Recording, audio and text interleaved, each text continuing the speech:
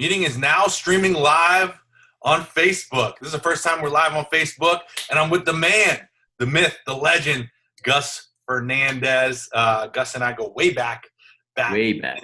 days to Poinciana High School, co-MVP, what were we? Orange Belt Conference champions? OBC champions and way back.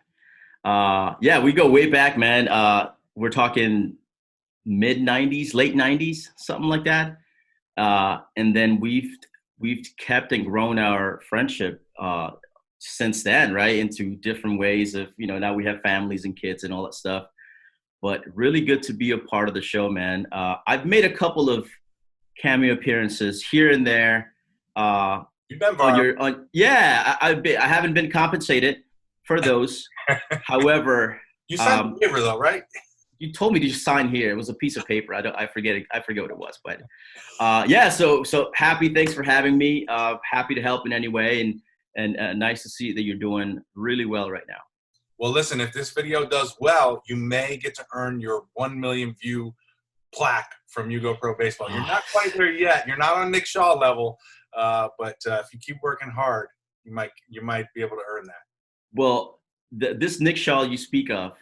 I believe there's a connection in how he came to the show. So just by default, I think I should have received half of that plaque, because if it weren't for me, Nick Shaw would not be part of the YouTube family. That is 100%. But regardless, I'm very happy that you guys were able to do that.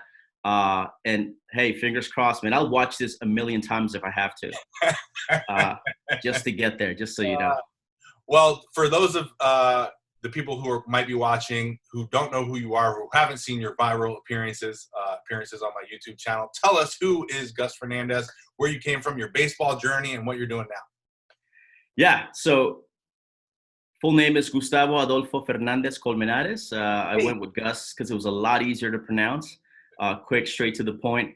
I'm an immigrant. I came from Venezuela in 1996.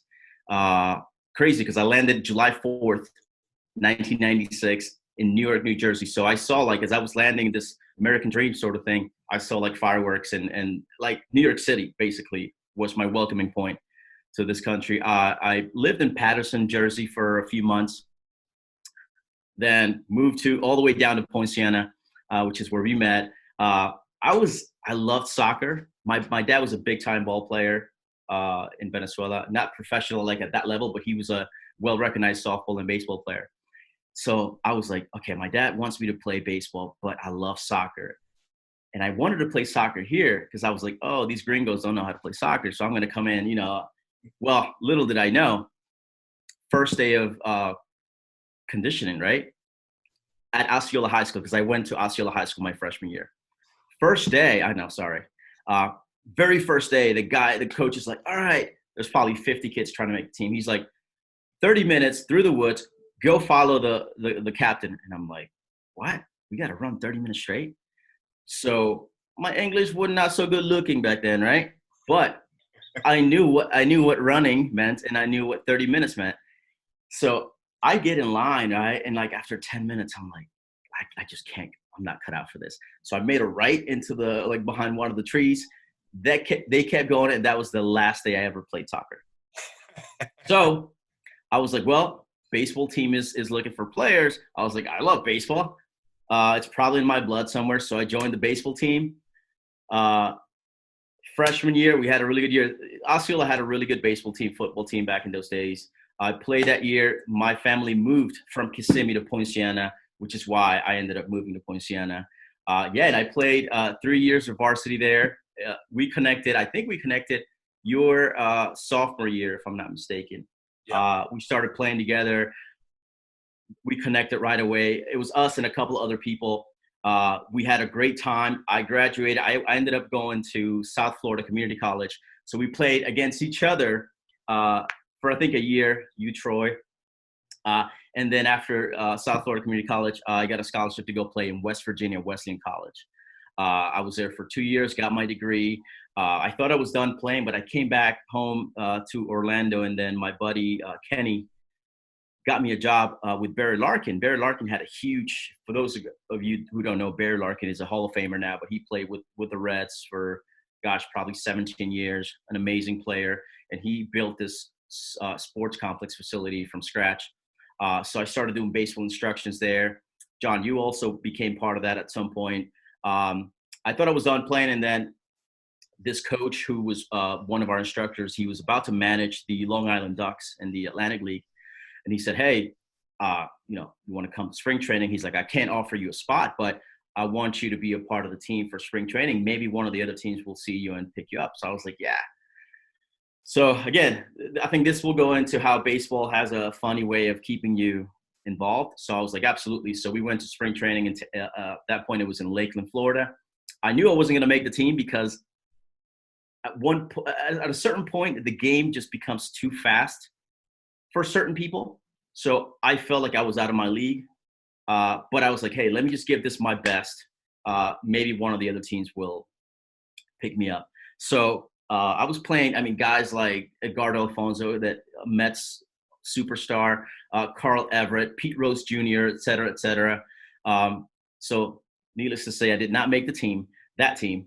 I get a $50 bill at the end of, the thing. He's like, thank you. But then 3 days later, I get a call from a team in the Frontier League saying, hey, we heard about you. We may have a spot for you, but you need to come up here in the next 24 hours. So I booked a flight, got up to St. Louis, and then it was a small team outside of St. Louis on the Illinois side. And I was with them for a few days, and I was taking BP. It was more my level, right? I felt like I could compete. One night, I'm taking batting practice like any other night, and I take a hack, and my left shoulder just pops out of place.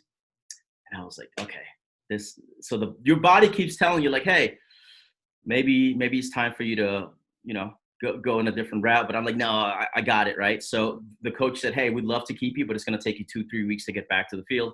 I just can't afford to keep you here. So I was shipped back down to Florida. That was my last day of professional or, organized baseball, if you will, was with that team.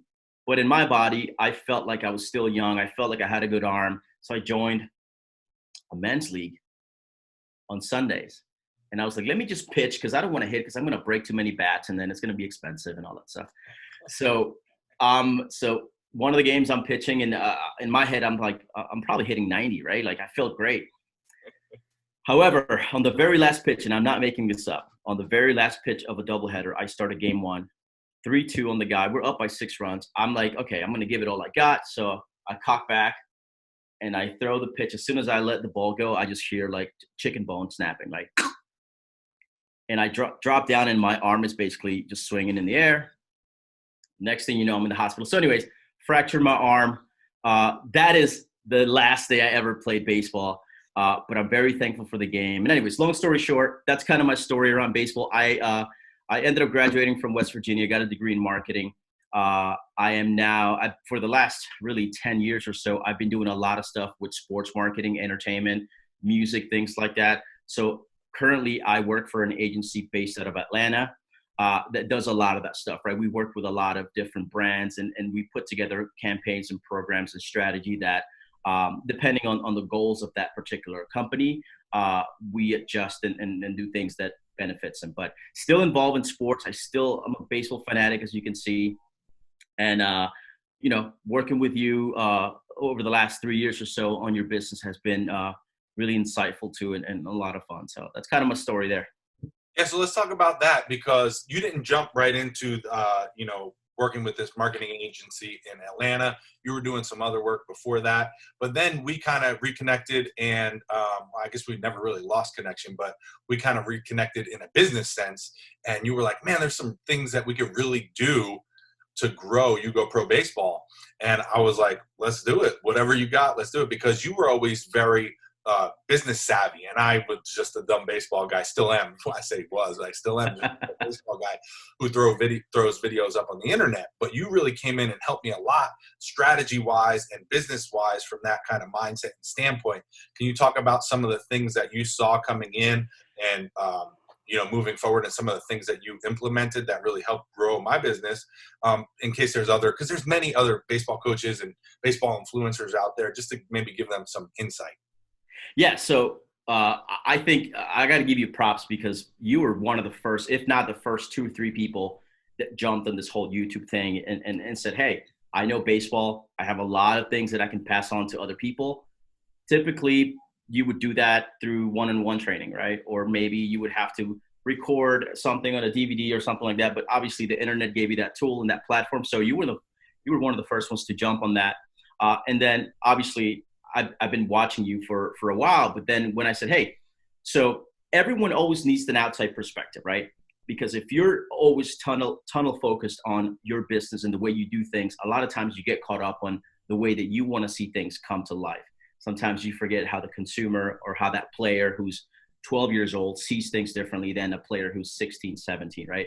So I said, okay, now that you've built this amazing following and you have great content and you have a very loyal fan base, how do you start looking at things from a business perspective, right? How do you, even though you've been monetizing your content for a while, how do you start to really leverage the fact that you have the weekly, sometimes daily attention of all of these people in a very niche segment that other brands want that same attention, right? A lot of times they have to pay for that in ways, through social paid support, things like that. But what if we started looking at YouGoProBaseball as a platform where brands from, small brands to larger brands can say, hey, you're authentic, you have an organic following, people trust you. You not only that, but you play the game to almost the highest level possible. How can we get in business with you? So I think it was a matter of connecting those dots and saying to you, like, okay, keep taking care of the baseball side of things, right? Because that's your thing. But I want to be able to help you become a better business owner and a better business person, because you have gold in front of you.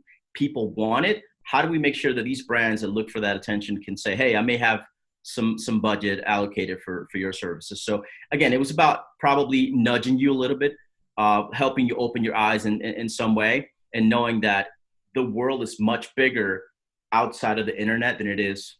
Well, let me not confuse people. There's a lot more to do than just putting videos online. There's ways that, to make money and keep the revenue streaming.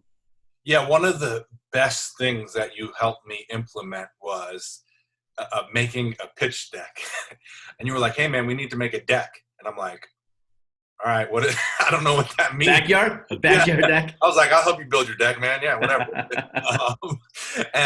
So, you're like, you explained to me what it was, and then you actually built one out for me. And I was like, wow, this is really cool. And then I had someone professionally design it and build it out. And it's been amazing. Now when I reach out to companies or they reach out to me, I can just say, hey, check this out. And it gives me a level of credibility and professionalism that normally I wouldn't have otherwise, because, it's just me hopping on the phone going, yeah, I make YouTube videos. What do you want to do? Instead I can send them this deck, this pitch deck, and it's all laid out in there for them to understand what it is I do, who my audience is, all my numbers, and if it's going to be a good fit or not. And then we can start to negotiate and talk with these various companies and influencers, whether we can work something out or not. So that was something huge. Is that something that everybody needs, like baseball influencers or companies? Because a lot of these companies in baseball are one-man shows or maybe 2 or 3 employees, very, very small businesses. Right. That's something everybody needs. So I think everyone needs to see themselves as a brand, right? Regardless of what you do, because a lot of your brand has to do, or how people perceive you or your brand has to do with your reputation, has to do with how long you've been in the business, has to do with your pedigree, right? So a deck, I think, for someone like you or people who are watching this that are in any space, it doesn't have to be just baseball. I think it's just having one hub where all of your information can live in. It's extremely important because, like you were saying, it gives you that perception of professionalism. Even though you may not be the biggest influencer in the world, the fact that you've put together, you've taken resources and you've created this deck that, quite honestly, because we're not designers, right? The one I put together for you is like, hey, if we can make this into a well-branded YouGoPro deck this is your tool moving forward that is going to keep changing as you grow. It's going to keep changing based on the needs of the brand. So if you're pitching to me and you say, hey, I think I can help you because I have this very niche and engaged audience, by the time you send me this deck, there should be a couple of things in there that point to what I look for as a brand. So if I'm brand XYZ and I make shoes, right? Or shoes that are specific for baseball, there should be something in that deck that talks about how you could help me specifically. Some people approach it in a way where they just sent this very generic deck to 100 people, and then they expect 10 responses. There's the other belief and route that you can say, hey, let me pay a little more attention and try to, not impress them, but get them during that first nibble, because they're going to see something in that deck that's going to speak to them specifically, right? So if it's a bat company, if it's a glove company, you have to be able to adjust and make sure that it's not catered specifically just for them, but just to let them know that you have some thoughts as it relates to the space and the industry they're in. So I would say not everyone needs to have one, but I think if you're considering offering your services to others, be it to other businesses on a B2B sort of way, or if you're just trying to get out there and become a bigger brand, having a deck is extremely important. Sending it to a designer who's going to charge you $150 to $100 an hour is not necessary. There are a number of places and really resources that are way more affordable, still get the job done. But I think it's not just the content of the deck, it's really the context, right? Is being able to say, I'm YouGoProBaseball. Here's basically everything I've done to get to this point, and here's how I think I can help you and how I can contribute to you. Yeah, that's awesome. And that's basically what I did when you gave me the outline for the deck. I just went and found someone on Fiverr to design it, and they made it look beautiful, and it was awesome. What do you say to the small business owner or the influencer? I see a lot of younger influencers coming up too in the baseball industry who are just doing whatever these big brands want. They say, hey, promote this, and they just do it. Or they say, here, we'll give you a free product, and just do it. Say to those guys, and how we need to possibly, at least in my mind, we need to come together and kind of have some kind of core, maybe not a system, but just an understanding of how this whole thing works. And that's difficult, right? Because the internet is available to everyone, right? You no longer have the need to have a huge production unit of 5-6 people at a baseball field. Like you need an iPhone, a tripod, maybe some good audio, and you're set. So I think the best advice that I can give to those coming up is yes, definitely think about the community of baseball people that you probably took inspiration from. And I use that word loosely. But I want you to keep in mind as well that you're going to be known for the product and the endorsements you put out there, right? So when something becomes and feels transactional to you, imagine how that's going to be perceived by those viewing. So if brand XYZ says, hey, I just need one video or one post, here's $300, and you're not trying to build a relationship with that company, it's going to come across exactly as that. And the reality is, it sucks, but I would say 80 to 90% of those that are influencing the baseball community, players and parents and coaches, are doing exactly that, right? They're taking the quick buck without thinking, hey, how can I turn this offer of one video into a 3 offer that will basically give this relationship more life? It will bring more value to the brand, and it will also give my viewership a sense of trust, because I'm not just doing one-offs, right? I'm building something along the way, and it creates that feel of authenticity. It makes you feel like you're doing something for the long run. And if you're trying to actually build something as a brand for your business, it's just the right thing to do. There are some exceptions where a big brand wants to, they want to test with you. Ultimately, it's going to be your decision as the influencer, as the content creator. But I would say in most cases, most of these brands have a number set in mind, and they obviously based out on CPMs, and they look at your numbers, your impressions, the amount of followers, and they say, well, this guy is worth X amount of dollars, right? You always have to find ways to negotiate and make sure that you stick to your guns and make the decision that's best for you. But if you keep doing one-offs, people are going to see that and they're going to stop, watching your stuff, I think. Yeah, and you taught me as well to know your value. Like, there's definitely value within what you're doing, especially if you have an audience. And it's not because, I always used to feel like I was selling out or like, I was like money hungry, but that's not it. I'm providing a very valuable service to connect what I have built to what they need. And as long as it's a good fit, and I can do that, knowing in my heart and my mind that it's a good fit and I'm not doing it just because to make a quick buck, like you were saying, that it could be very beneficial, valuable for everyone. And just a few weeks ago, I had a company reach out to me and they were going to offer me $100 to post a video. And I just went through and I was like, look at the last 10, I didn't say it like that. I wrote it in a very nice email, delivered a turd sandwich, if you will. You taught me that one as well. But, I told them, look at the last 10 videos I posted, the average number of views on YouTube it gets. If you were to simply advertise on videos, your own content, it would cost you over $1,000 to reach that number alone, the average views. Plus, that's without hiring someone who knows what they're doing to make the ad, and without hiring someone to create the content for you. You're getting all three of those in there for, whatever we decide to work together for. Yeah. Definitely not $100. So you just have to know your numbers, like what you're worth, know your value. And then present it to them. And if it makes sense for them, then they're on board. As long as it ties in with your brand and it serves your audience, why not? And you know what? If you're reaching out to me and you're saying, hey, I want to pay you $500, but in my head as the content creator, I'm thinking, okay, 1,000 is where I need to be. There's a big gap, right? You also have resources right now online. They can give you kind of allow you to read into what other people have done in those cases. You may not be able to get to the point that you want at 1,000, but there's room to negotiate, right? For the most part, in most instances. I would also say that if $1,000 is the number you're stuck on, you have to be able to convey, like you were saying, the example was perfect, convey to the brand or the agency that's working on their behalf of why you should be compensated that way.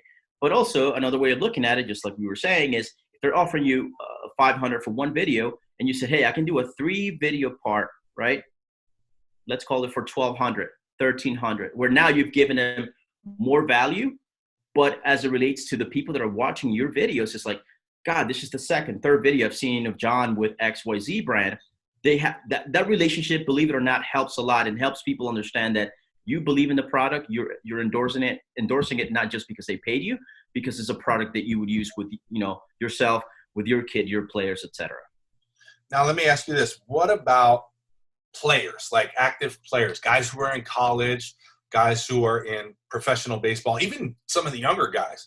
What do they need to be doing now if they have the aspirations to play for a while, or use their marketing and branding to leverage what they have?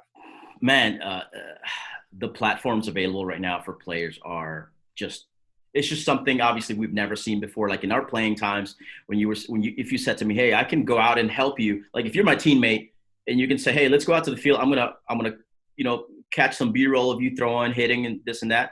And you can actually yourself, you can bank the shots, you can edit, then you can help me post. Like think about you being your own agent, right? So if you're a player trying to go from high school to say to college, and let's say you don't believe you can be a D1, but you possibly can be a D2 JUCO, whatever the case is, just think of the many outlets, the many ways that you can reach, not just to the coaching staff, to the school, but just to people in the industry, right, that can potentially help you. So if I was a player right now, I said, man, this guy, John, he has a lot of followers. He talks about a lot of baseball.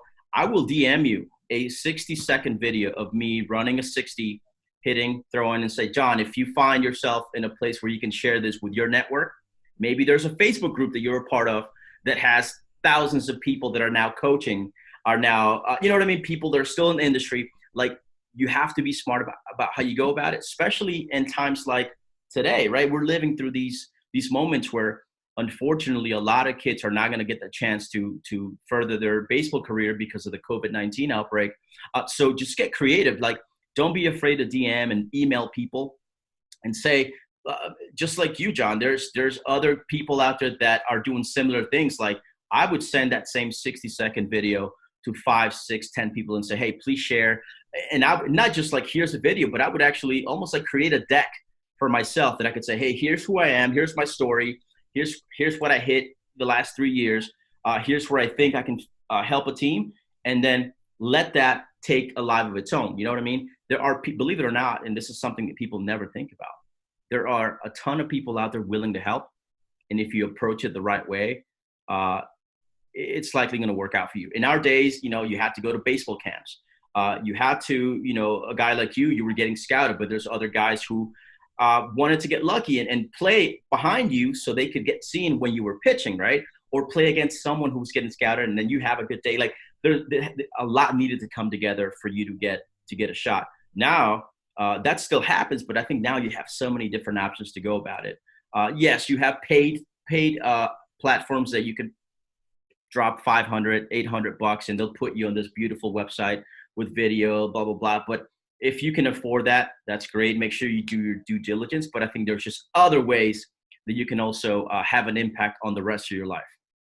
Yeah, not to knock on any of those companies that provide the recruiting services or anything, but I agree with you totally. Like you can do basically what they're doing as long as you're willing to put in the work. You could do it all by yourself. Just posting all the stuff, your workouts and stuff like that. And I say workouts, I mean like on the field and even your workouts in the gym is just an amazing way. Even one video, if one person who has a big following, even without you asking, sees it and thinks it's amazing and shares it, that thing can go viral. Matter of fact, there was a story, a guy at Top V who was doing a box jump. He did a box jump, which was crazy insane. It got picked up, it went viral, and a team saw it. He signed a contract because of that one video where he did a box jump. And, the team ended up looking into him and learning more about him. But it was from that one video that. Yeah, that's crazy because by me watching a video like that, the one thing I'll take away is like, well, he's athletic, right? We know he's an athlete. Can he play baseball? That's to be seen. But isn't that what you always want to look for first? It's like, make sure you get an athlete. And then the baseball stuff, you can always kind of, improve. And some people are natural. But that's a good example. I was also going to say, speaking back to that 60-second video that I would make for myself right now, if I put paid support, and I know high school kids, but if you only put $50 of support behind that video to run for a week or two, and you target specifically the people you think need to see that video, right? We're talking coaches. We're talking whatever, executives, coaches. You can say, hey, I want people in these 5 zip codes, this 50-mile radius to see my video.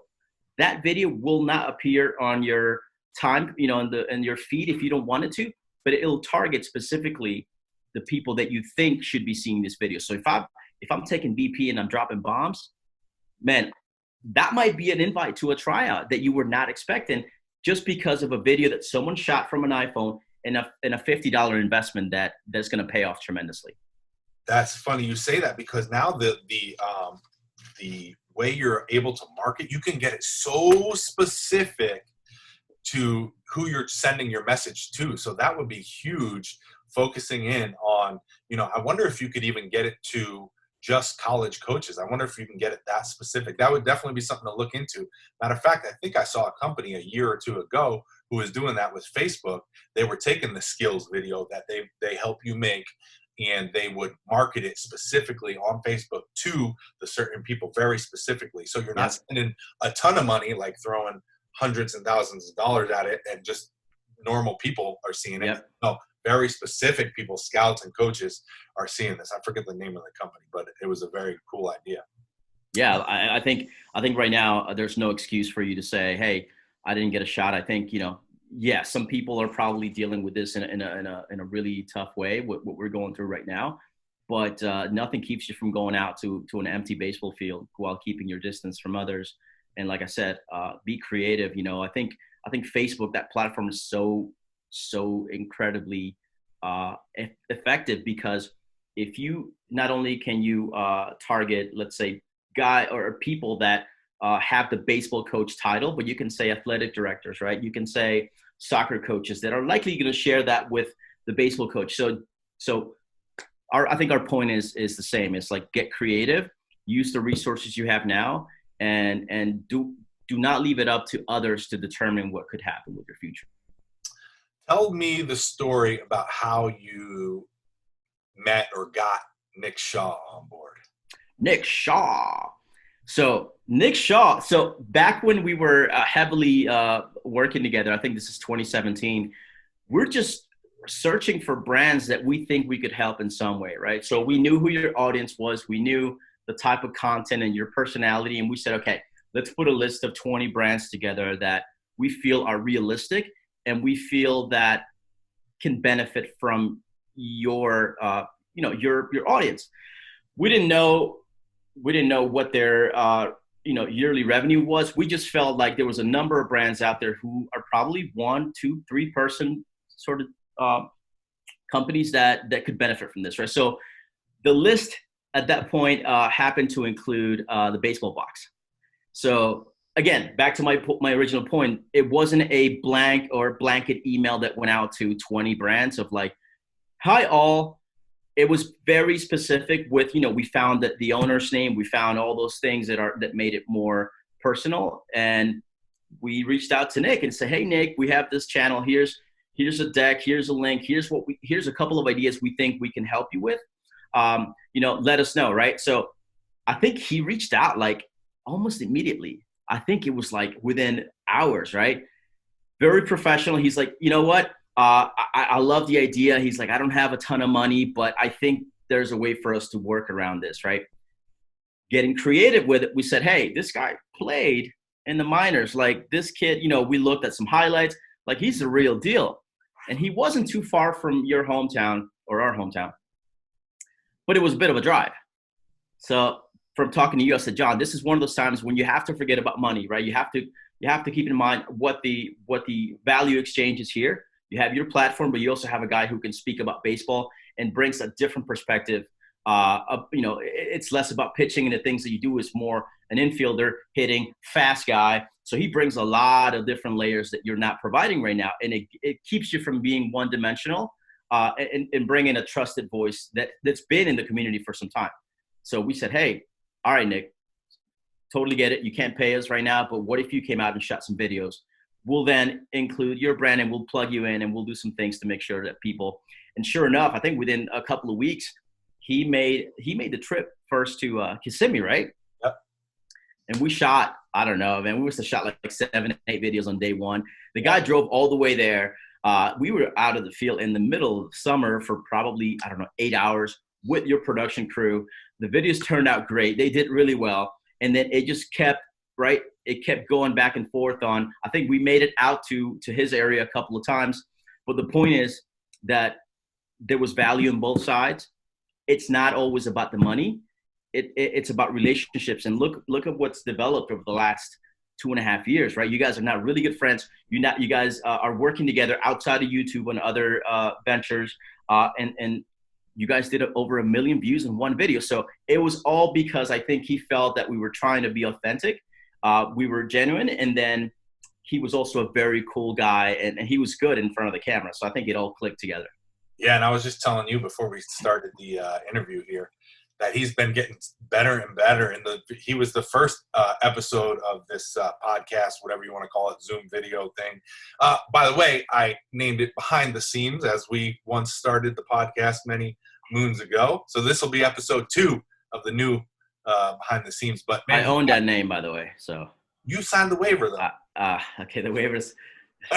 I need a better lawyer.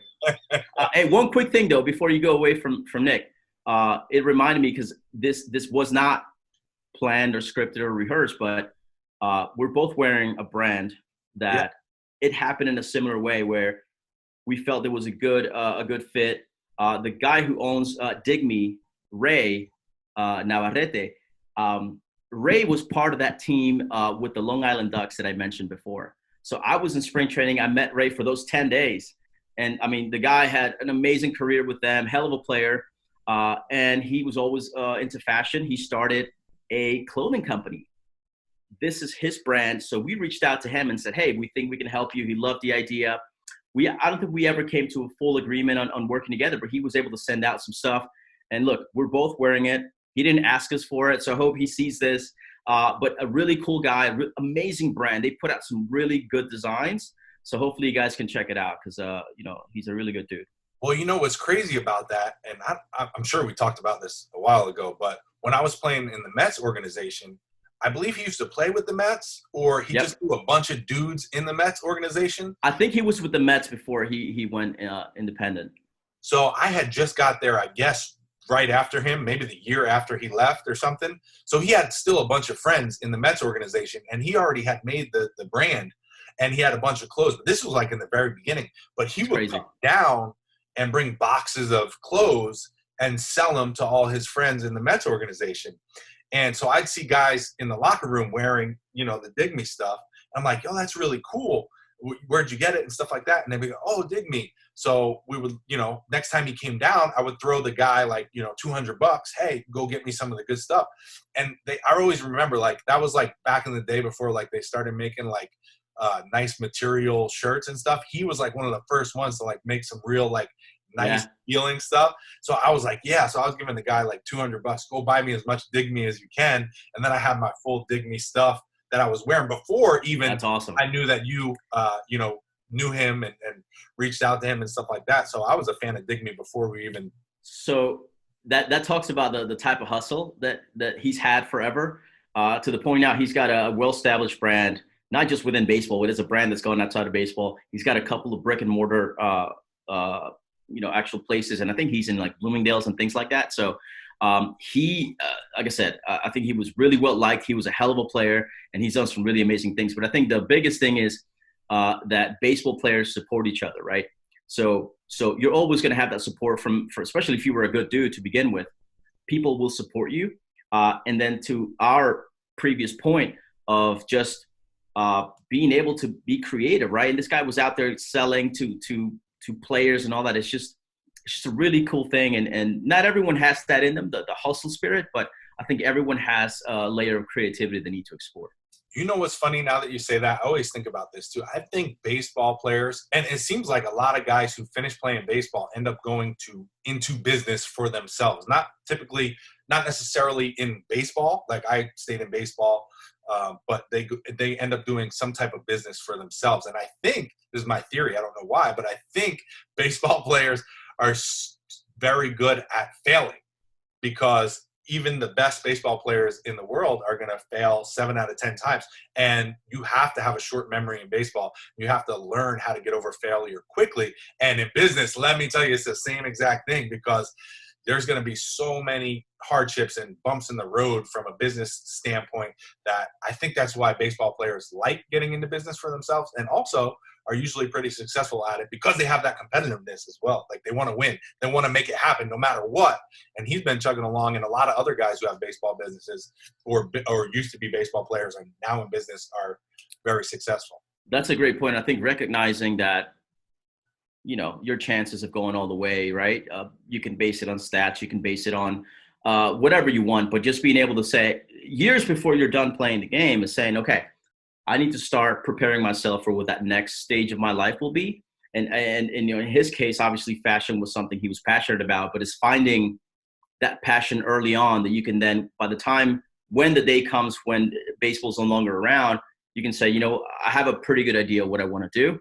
And then even though it's going to take you some time to get there, at least you have some foundation on what to build that on. So I think that's really important too.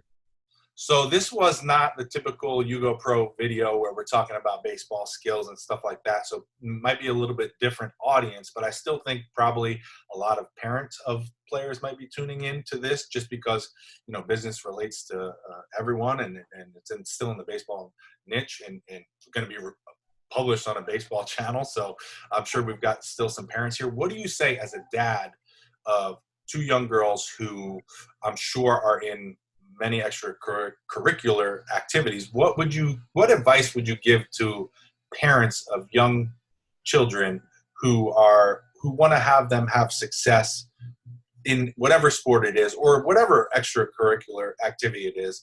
What kind of advice do you have from your experience for those people? I would say just being great people, being good people is number one, right? And I think that's I think everyone's born with that capability, that skill of just being naturally good to others, but just instilling kindness as young kids, right? Because if they don't have that foundation, I think being good people as they become adults is going to be very difficult. So obviously doing the right thing in front of them, teaching them lessons, and what I try to do is finding a teachable moment on a daily basis, right? So obviously that changes from day to day, but for example, my 4-year-old wants to ride her bike with no wheels, right? Because her bigger sister's learning now. It's just finding little pockets of time, at least once a day, if not once every couple of days, that you're able to have that interaction. That's not just praising her for something great she did, but just saying, this is why we're not going to do what you want, is because this could happen. So just finding teachable moments is extremely important. And I think as it relates to sports, it's let them follow their passion, right? As it relates to sports, let them try different things. They see other friends or classmates playing basketball, but you're a baseball guy in your head or a softball dad in your head. Let them, because they may find that that's their passion. And 3 years on the road, they may come back to ballet and then jump to softball. So I think as they age out, they'll start to really hone in on what they want to do. But it's just be good people, be kind to others. And I think the rest will take care of itself. You know what I mean? That's great advice. I've got a 3-year-old son, so I'm always looking for ideas. I always feel like I'm doing it wrong. And then I say my main goal is like, if I can make sure that he's alive in the morning, and It's a good goal. That's my main goal, man. Make sure he's fed, he's got some great food, and I don't hurt him or kill him. That's my main goal. But I want him to have, and I understand it because I didn't used to understand it at the depths that I used to, meaning before I had my son. When I was training other people's children, I just said, I'm going to give them the information that I have because I used to play. So I would give it to them. But now that I have my own son, I have a totally different understanding of what these parents are going through. We want the best for our children. And it's a struggle. Like there's no book on how to do it. And funny thing, my dad, my dad, and when I had my son, I said, Dad, I don't know what to do. Like, tell me, give me some tips on how to raise my son.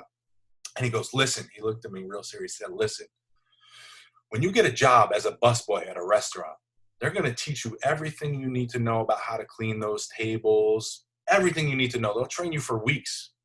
He goes, when you have a baby, they wrap them in a blanket, smack them on the ass, and say, good luck. He goes, they don't tell you anything. Isn't that crazy? Yeah. That's crazy. He goes, you got to figure the rest of it out. One thing that I meant to mention too is alongside those teachable moments is instilling confidence, right, in them. Because just like baseball players, I think as we start to grow up and become young adults into adulthood, we're going to fail a lot in a lot of different ways, right? We're going to fail at school. We're going to fail at sports. We're going to fail at maybe disappointing your parents because you didn't clean your room, whatever the case is. We're just making sure that we find that balance between teaching and keeping that confidence level up, because the last thing you need is a kid that grows into adulthood with very little confidence, and then they're out in the real world trying to gain confidence that is going to be really difficult to achieve, right? So is that I think that sweet spot of teaching the right things, being kind, and also instilling confidence. So when they grow up, they're going to still have to make their own decisions, right? But at least you know that you, as a parent, you've done everything you could have done to prepare them for those moments. That's great. That's great advice. And that kind of ties into what you said before, where you just like let them find their own passion and kind of help steer them towards it. And if they find that, instead of you trying to make them do this and make them do that, I don't know, again, my son's only 3, but I feel like that would build more confidence quickly because they're doing something that they like, and they're going to have fun with it. And I think I want to hear your thoughts on this, because I don't have a son, but my daughters might end up playing softball, right? Or whatever they want. To me, I want them to play sports because I think that's just such a good thing, such a cool thing for kids. But I'd like to hear your thoughts on some parents, especially dads, who want to live vicariously through their kids, right? So let's say these dads that couldn't play up to a certain level, couldn't reach their potential in baseball. Maybe they were cut from their high school team, but they thought they were, you know what I mean? But now they want to put all of that unneeded pressure on their kids to succeed in the baseball field because of those challenges or failures they had as young adults? Listen, that's a great question. I used to think that these guys were crazy. I'd be like, these dads are crazy. Why are they doing this? But now I get it. And now I understand it. Having a son, I totally get it. Because there's sometimes I'll let my mind drift and I'm like, man, I can't wait till, I start training him when he gets a little older and I'm going to do all this and he's going to make it to the major leagues. And I'm like, wait, hold on. He's 3 years old. He can't even ride a bike yet. you know, I got to come back and be like, whoa, chill out. So I can totally understand how it gets to that point, especially if the kid likes baseball, and then the dad gets more involved and more involved. The next thing you know, it's just absolutely nuts. Especially if they're good, right? Like if the kid keeps getting better, then you're like, let me keep pushing and pushing and pushing. But I think there's a balance too, right? I think the kids feel that pressure, and I think if they go 0 for 3 in a game and that's pissed off and upset about that, like there's ways. So I think you can still expect certain things as they get older, but the unwanted pressure or unneeded pressure, I think, could be very difficult. I didn't have that growing up. My dad was very much like, just make sure you prepare for the games, eat well, have fun. That's number one. But it wasn't like stand behind home plate and, yell every time you swung a bat or you threw a ball, So that's, you got to be careful with that. Yeah, that's good. Same with me. Luckily, my dad was not a baseball guy, so he, he just didn't really have any advice to offer. So that was good. But he always led by example as far as like working out and stuff. I got involved in working out because he was always working out. Like he went to the gym always every day after work, and everyone wants to be like their dad. I think if you got a good dad, of course, like your dad, Yeah. So I was like, I wanted to go to the gym. So I started going to the gym when I was like 13 years old. He bought me a weight bench for my room when I was like 12 years old. And, he showed me how to do it. It was never mandatory. I never had to do it. Right. But he would always ask, hey, I'm going to the gym. You want to go? And if I wanted to go, I would go. And I had a membership to the gym since I was 13 years old.